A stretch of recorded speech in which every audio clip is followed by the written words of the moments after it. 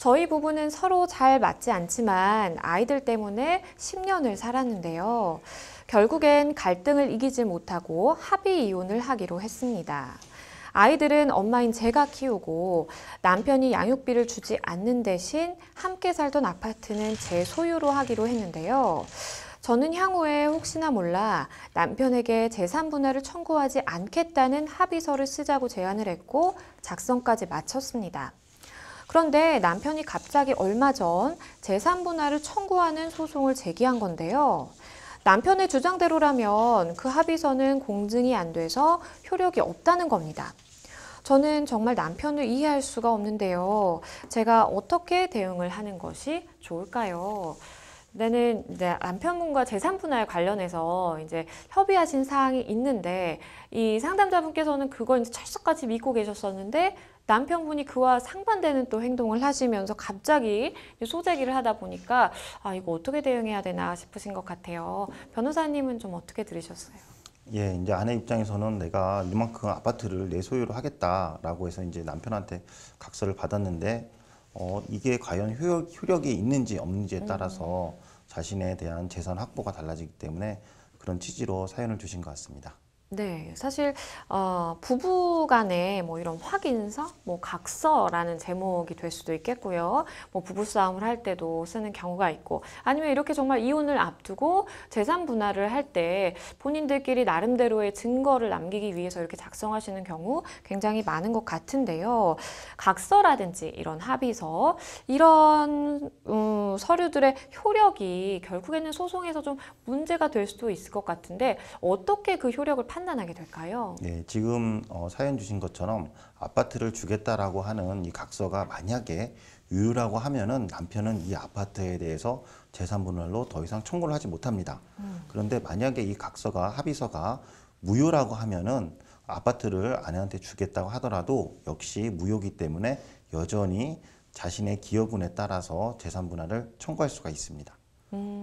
사실 상담자분의 입장에서는 남편분에게 이제 각서를 좀 받아놨기 때문에 아 이건 내 거다라고 생각을 하셨을 텐데 사실 부부 사이에서 이런 거 굉장히 좀 많이 작성이 되는 편인 것 같기도 하고요. 실제로 일을 하시면서 보시니까 좀 어떠신가요? 예, 실제적으로 보면은 이혼 소송 과정 중에 이러한 그 합의서나 각서를 많이 가져오는 경우가 많습니다. 예를 들어서 남편이 이제 재산을 도박 등으로 탕진한 경우입니다. 이제 이럴 경우에 이제 아내가 난 더 이상 남편하고 사기 싫다. 이제 그럴 경우에 이제 보통 합의서를 작성한 경우도 있고요.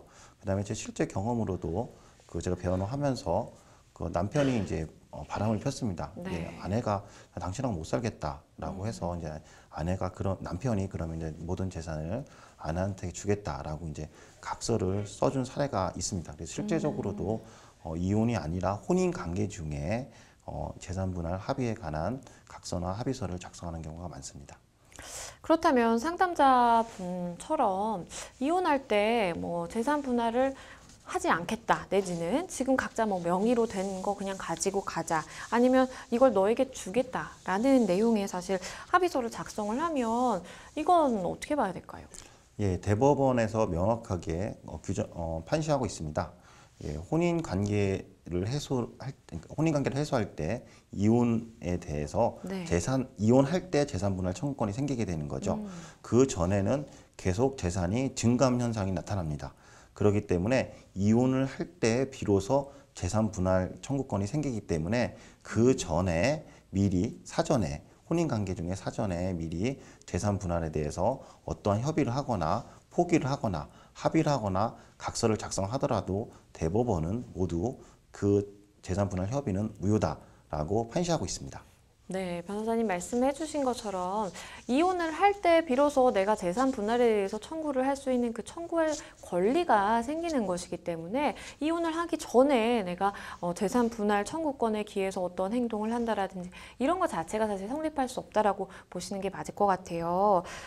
상담자분의 남편께서 이런 말씀을 하셨다고 해요.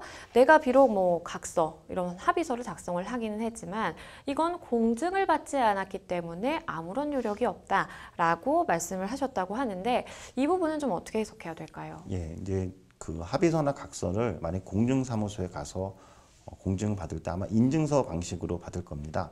그렇기 때문에 그럼 내가 공증인은 변호사죠. 보통 공증인이 변호사니까 공증인한테 앞에서 이렇게 재산 분할을 주겠다, 아파트를 주겠다라고 합의한 게 일반적으로 그냥 사인만 한 것보다 더 효력이 있지 않을까라고 해서 실제적으로 공증을 받는 분들이 많이 있습니다. 네. 그렇지만 역시 대법원의 아까 판시대로 이것 또한 공증을 받았다고 하더라도 무효입니다. 남편께서 공증을 안 받았으니까는 무효다라는 게 아니고 원래 이혼 당시에 그렇죠. 합의한 재산 분할이 아닌 이상 혼인 관계 중에 성립한 재산 분할은 미리 사전에 합의하거나 포기할 수가 없다는 게 판시기 때문에 공증 여부를 떠나서 합의서는 무효입니다. 마지막으로 상담자분께 조언을 드린다면 어떤 게 있을까요? 예, 이제 이혼하면서 재산 분할 협의를 하셔야 될 입장입니다.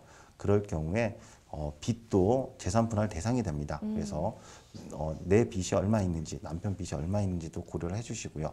그 다음에 퇴직금도 같이 재산 분할 대상이 되고, 그 다음에 연금도 되고, 그 다음에 보험도 됩니다. 보험을 굳이 해지하지 않더라도, 해약하지 않더라도 지금 당시에 예상 보험료 환급금을 기준으로 재산 분할을 할 수가 있습니다. 그리고 다른 사람한테 만약에 돈을 빌려준 게 있으면 그 빚도, 아니 그 채권도 같이 재산 분할을 청구할 수가 있습니다. 그래서 내가 재산 분할할 것이 무엇인지 정확하게 파악하신 이후에 재산 분할 협의를 하시는 것이 좋습니다. 그리고 재산 분할 협의는 이혼 후 2년 이내에만 가능하고 2년 이후에는 무조건 불가능합니다. 그래서 꼭 2년을 기억하시기 바라겠습니다. 네, 변호사님 말씀해 주신 것처럼 내가 재산 분할의 대상이 좀 어떻게 되는지, 어느 정도의 범위에서 좀 봐야 되는지를 좀 잘 생각해 보시는 게 필요해 보입니다.